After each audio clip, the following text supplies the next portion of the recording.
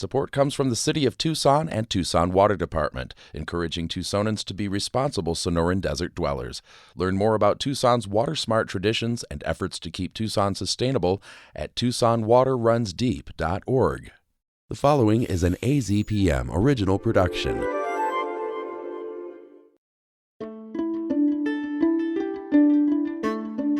Hi, I'm Zach Ziegler, host and producer of Tapped. This season of the show has had a couple of new features for us. We've had a Gen Z Instapost, episodes with cliffhangers, we've broken our download records, and for a very short while, we were the #1 trending podcast in the world. We've also broken news about hedge funds and foreign wells, and now we have another first for us, a bonus episode. And I'm Christopher Conover. 3 episodes ago, we took you along for our summer road trip to La Paz County, Arizona, and brought you the history and concerns related to Arizona's agricultural ties to Saudi Arabia and Fondamonte. That's the Saudi company growing and exporting alfalfa on tens of thousands of acres. Since we aired that story, Zach was tipped, confirmed with some digging, and broke the story that the farm had filed the necessary paperwork to sink more wells, straws into the aquifer, if you will, to more than 1,500 feet. That reporting on our home station, AZPM, and my appearance on another NPR station to our north, KJZZ, got lots of attention, including that of Arizona Attorney General Kris Mayes, who sent an angry 3-page letter to the State Department of Water Resources demanding that they revisit that well application. Mayes agreed shortly after she sent the letter to sit down with us and talk about the issue. I held a town hall in Wyndon that was attended by, I think, more than 200 people who are sick and tired of the state allowing this kind of damage to happen to them. It's just not acceptable anymore. And I think that the governor and ADWR had multiple ways that they could have addressed this and that they should address this in terms of not approving that additional well. I mean, there already have been dozens of wells approved in this area for this one entity, and this is not an area that needs to be further harmed. We need to push the pause button, and at a minimum, DWR needs to study this area. The day we confirmed that report of a new well for Fondamonte, Kris was in the southeast corner of the state, in Cochise County, with Arizona Governor Katie Hobbs to look at water issues. So he got a chance to ask her about what she thought about big corporate farms sinking wells and potentially endangering the aquifers that are relied on by local homeowners, cities, and smaller farms. We would need legislation to change that. There's not an executive tool that we have, so we're continuing to look at all the options. We'll hear more from the governor coming up, but Attorney General Mayes doesn't see the need to wait for state lawmakers. She has investigators from her office looking at the issue, and not only in La Paz County, but in Cochise County also. First and foremost, I think the companies that are involved in creating this damage should be held accountable. And that's something that we're looking at in my office in terms of examining whether the state's nuisance laws were violated by the Saudis and by Riverview. There's a reason that I have sent investigators out to both of these areas. And so I think ultimately these companies should make residents whole for the damage that they caused to the residents and to the county. I mean, we're talking about a situation in both these areas, and in particular in La Paz County, in which Saudi Arabia drained their own aquifers by growing alfalfa over just a few decades. Then they made it illegal in Saudi Arabia to do this, and then hopped across the ocean to the United States and to a place called Arizona that it realized was foolishly allowing this to happen. We need to stop playing the fool and put a stop to these practices and protect the people of Arizona and not have these lax groundwater laws, and also at least enforce the laws that we have on the books right now. To hear more of the Attorney General's comments on water issues in Arizona, tune in to the latest episode of our sister show, The Buzz. As we and the state attorney general said, aquifer problems are not unique to La Paz County. After the break, we'll let you be a fly on the wall for Kris's trip with the governor to Cochise County to hear about water problems there. The candidates for November are set. I know Donald Trump's type. Between now and Election Day, we are not going back. A campaign season unfolding faster. Kamala Harris is not getting a promotion Than any in recent history. Make America great again. Follow it all with new episodes every weekday on the NPR Politics Podcast. This is Tapped, a podcast about water. I'm Zach Ziegler. And I'm Christopher Conover. Before the break, we heard from Arizona Governor Katie Hobbs about big corporate farms drilling more wells. She made those comments during a day-long listening tour in Cochise County, on the other side of the state from where Fondamonte has its wells. Christopher Conover was along for that trip, so I'll turn things over to him from here. Even though we were in eastern Arizona, many of the issues we heard about that day were the same as what we heard in the part of western Arizona we've been reporting on. Both areas rely not on the Colorado River for water, but underground aquifers. How you doing? He's flying out at 2 p.m. Oh my gosh, where are you headed? Hobbs started her day in Wilcox, meeting with the city's mayor, vice mayor, and city manager to get their perspectives on water issues in the city of about 3,200 people. And just in case any of you want, we have apple cider from Apple Annie's. So there's drinks there. And I know you can't eat it right now, but we have apple pie and we have apple bread. So we got you taken care of. We need to make sure that comes. City manager Caleb Bloschke began by explaining a little bit about the area. Some of our big things, we're an agriculture community. We have a blossoming wine industry.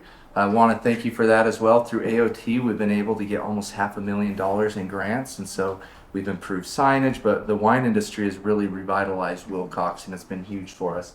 When we and others talk about wells in rural Arizona, we often speak about private wells for homes or small farms, not municipal wells. But in Wilcox, that's the problem. So recently, we had an issue with our own city well. Our well resides about 4 miles outside of the city limits. We call it W Mountain. It's at the top there. And so we transport water through one line 4 miles into our city. And right along that, we have 3 wells that are located there. They're pretty close, but it was the best source of water that was the purest and cleanest. And so that's where the water was put. Recently, we had a neighbor that put in a water hauling station there, and it decreased our water usage quite a bit and caused some major issues with our well. And that took a lot of trying to get everyone to work together very quickly, but to try to solve that issue there. So this is the area where our well is located at. And as you can see, there's pivots on the left side. There's actually more pivots above. And where the bulk water hauling station was put in right across from it there's empty land, and the rumor is that could soon be a pivot. So now our city wells will be surrounded by pivots. And this is something, again, that concerns us because there's no legislation in place to protect it. And people throughout Cochise County are having the same problem that the city is. And that does impact the city, according to Caleb. The county seat's almost an hour and 15 minutes away. So everyone really relies on us to provide their shopping needs, park needs, Little League sporting groups. They come to Wilcox. And Wilcox is there to help, according to the city manager and mayor Mike Laws. We put in a bulk water hauling station to service county residents as well within the city. So people whose wells have gone dry can now haul it. But we've seen an increase in usership of that. Yeah, when their wells go dry, they don't have the money. Yeah. And so they're just sitting out there alone. So we did that, and they come in, and we did a lot of that kind of stuff. He tried to put water use in the area in perspective for the governor by pointing out how much water the city, a municipal water supplier, uses versus a large corporate dairy farm in the area. We use about 425,000 gallons a day for an entire city, Right. which we think there's 4,000 people here. Just the dairy itself is pumping 300 million a day. The stress on the small Wilcox municipal water system came to a head recently when a technical issue shut down the city wells on a Friday afternoon. Vice Mayor Greg Hancock told the governor that really hit home for him, a sentiment echoed by the city manager and the mayor. We really appreciate your concern about our rural Arizona water down here. I own a mom and pop hotel, and it was about a month ago, he called me and said, hey, our wells are down, and so me being the pop, I was kind of nervous. I'm going to have to call all my people staying tonight, tell them, hey, can't stay here, we don't have water. We actually had some businesses, when we made the announcement that we're conserving water because of the well being down, all we were relying on was our tank. They actually closed their business just to be supportive of the community for the day. So I mean, that was huge for them to do that. And the dairy farmers aren't doing that? No, they're all on automatic. Yeah. It can be pouring down raining out there and they're still pumping. Yeah. Not all of the talk between the elected officials was complaints about the problems. There were also suggestions. The mayor spent years in the well pump business and said he knows lots of farmers, and he said the local farmers know the solution, or at least part of the solution, to the water problem. It's just common sense. You just have to lay some land out. It's just what happens. They claim we're taking out 5 times the water than it goes in. The mayor accused the big corporate farms of not only being unwilling to, as he said, lay out or leave some fields fallow so they use less water, but also purposely wasting water. And he challenged the governor. Seeing if you could do something, Governor, like, I'm just thinking out of the box, but those kind of people, they're not even farming. They're pumping it out on the ground. Right. To keep the water. If you could say, hey, stop. You're not going to lose your water. You're not going to lose your well. I'm just saying. That's what I would do. I would just say, look, I want you to stop because you're not using it anyway. You're just pumping it out. We found that they're just pumping it on the ground so they get their allocation. So if they sell their property, they have the water, but they need to pump it to keep it. That makes no sense. Yep. If you could do something to just say, hey, okay, from now on, you can turn your wells off. You're safe. But the mayor made it clear the state must step in. And it's really putting a lot of a monkey on your back, but I'm believing that you're going to have to do something to lay out, just make them do what they used to do. And they never had that many issues. They didn't. We've had a water problem forever. Yeah. 50 years. And I, when I came into this role, I knew that I had kicked the can down the road on this for a long time. And so happy to have the monkey on my back. We're going to do something about it.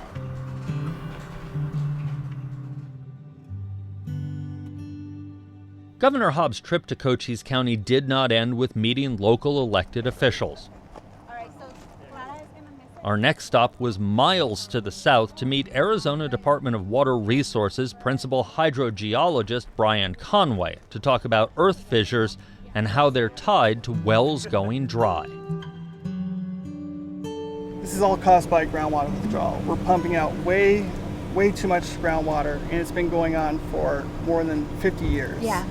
They could stop pumping right now, and we'll still get residual subsidence for decades because it'll take a long time for the groundwater to recover, to fill in those pore spaces that were filled by water and being held open. Yeah. Are now being held open by air, and so that's why they compress in the subsurface. Okay. But let's take a walk right up here. It's just a short, about 100 yards, and we take a really good look at the earth fissure. The earth fissures kind of get, I like to say they're the sexy part of subsidence because, I mean, you can see them. Yeah. You can't see. So north of Wilcox, about 12 miles, there's 11.5 feet of subsidence that we've measured since 1969. But you can't see it because it's all dropping relative to each other. Yeah. So the ground has sunk 11 feet? 11.5 feet up there, and then over just northwest of here where that other subsidence bowl, it's gone down about 6.5 feet. Wow. Now the one up there, it was measured in 1969 to now, so it has a much longer time period. So this is what we call mature earth fissure. Oh my God. This opened in 2011, But when they start as a hairline crack because of that differential subsidence.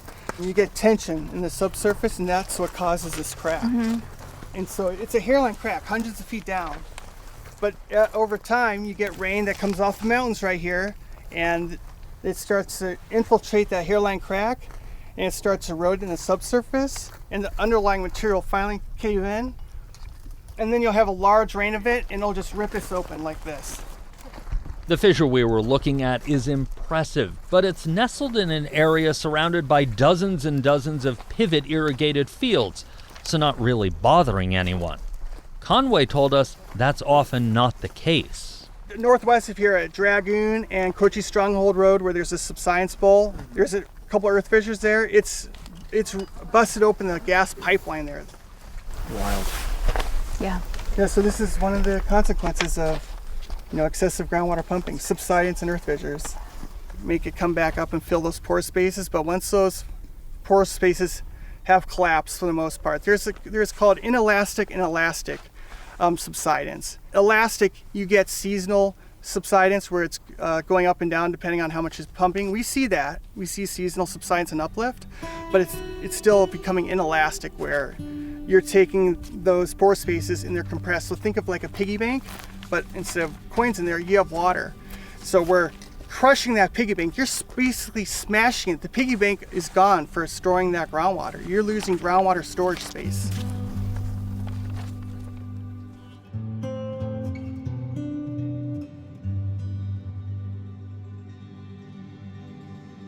To continue the listening, the governor next headed to the home of Steve Keisel. Welcome to La Bella Luna. Thank you. I tried to turn it on, but I didn't know how. As Steve gave the governor a quick tour of the property, he talked about the changes he and his wife have seen.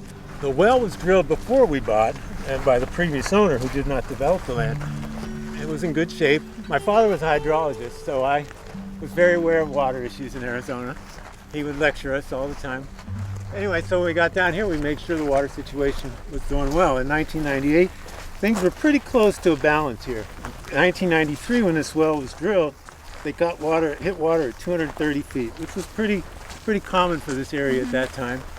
By 2012, our well went dry. The pump at that point was at about 350 feet. So we dropped almost 5 feet a year over those 20 years. He's a local resident who backed the Wilcox AMA last year. That measure didn't pass, though a similar one did in the nearby Douglas Basin. The governor says she understands that the AMA, as it was proposed, was not for everyone. The frustration was they knew the AMA was not the perfect solution. Yeah. The No on AMA folks were able to paint it as this draconian, the state's going to come over and take over your water, you don't have any control over your water. Yeah. Well, kind of thing. That's not true, but we're trying to create something that's more flexible. Absolutely. So, yeah. That's what we've been for all along. Yeah. Inside the house were more neighbors, sitting around a big dining room table waiting to talk to the governor. Good to see you, Lisa. Cheryl Knott, who also supported the failed AMA, may have summed up the mood the best. So the aquifer in the Wilcox Basin is our Colorado River. Retired veteran Vance Williams was also at the table. He told the governor his well went dry when the Riverview Dairy close to his property started sinking deeper wells. Riverview is a massive dairy operation owned by a company in Minnesota, and it's blamed for many local wells going dry. We reached out to Riverview, but they didn't return our calls or emails. Vance says after he complained in the local press, Riverview came over and paid for a deeper well on his property. That gave him water for now. I'm a disabled vet, planning on living here. My daughter moved down here, planned on giving the house over to her. It's all gone. And I can't afford to move. That's why I own my house, because I don't have rent, I can't afford rent. I can't afford to move, nothing. And to have tried many things, have even attempted to start things to help others and hit dead walls there too. Did the best I could. We're just waiting at this point for the next time we turn on the faucet and have nothing. It's gonna go dry again. It's not a question, it's a when. And I think it's going to be a lot sooner than anybody thinks. And it scares me because it's hard to lift 5-gallon jugs of water. Cheryl, who's 80, as is her husband, also worried about the future if their well goes dry. We might not be able to sell our place.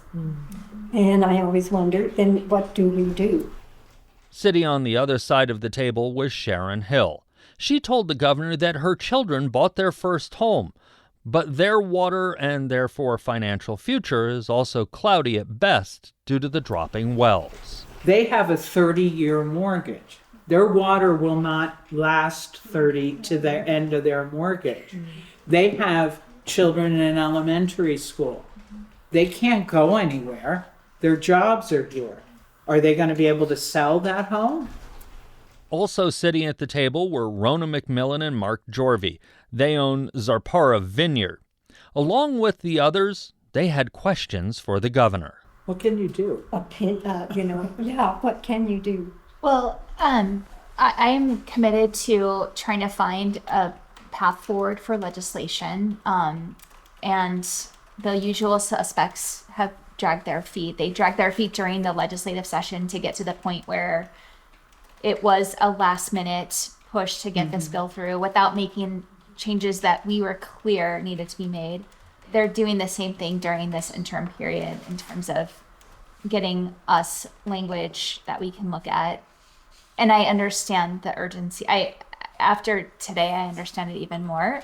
Hearing from all of you, and I wasn't one of the people sticking my head in the sand saying, "Oh, it'll be fine." But I'm prepared to take administrative action if we can't get a legislative path forward. I think the AMA is not necessarily the best solution, but it's the tool we have, which is again why we're trying to find the legislative path forward. Do you want to wait for Tony or?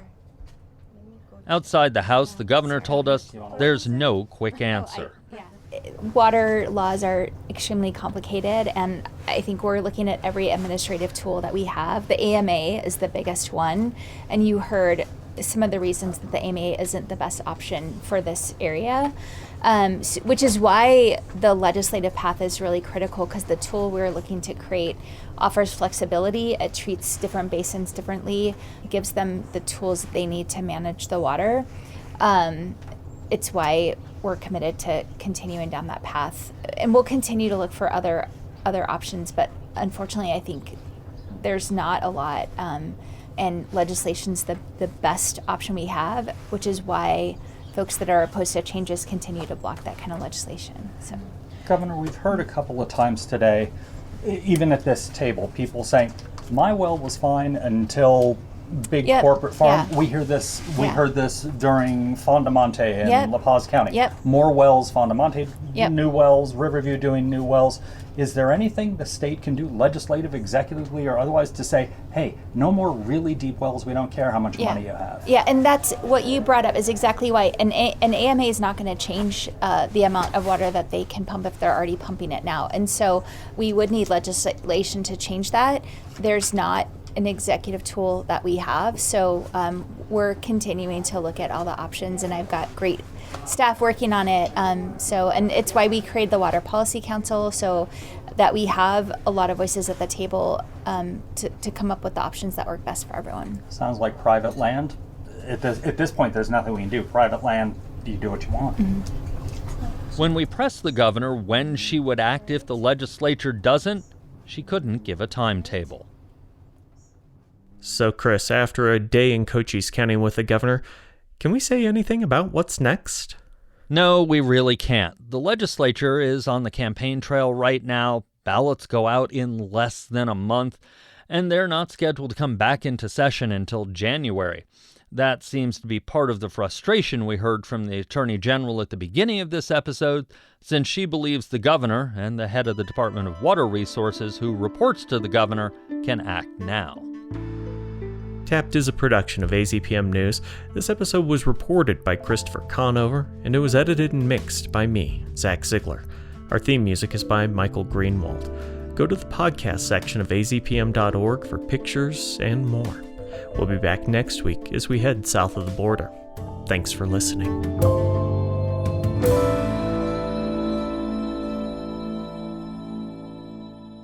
Like this podcast? Your support makes AZPM original productions like this one possible. Donate at azpm.org/give. Support comes from Central Arizona Project. CAP employees are dedicated to maintaining the reliability of CAP's infrastructure for delivery of Colorado River water to central and southern Arizona. Learn more at knowyourwaternews.com.